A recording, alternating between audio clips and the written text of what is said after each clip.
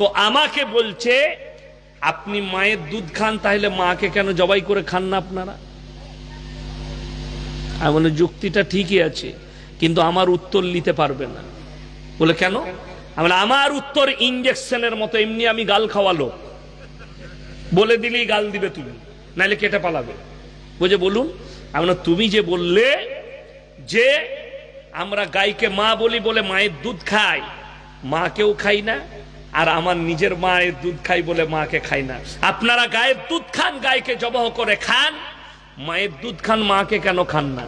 আমি বললাম তোমরা তো গায়ের মুত খাও, বলে হ্যাঁ।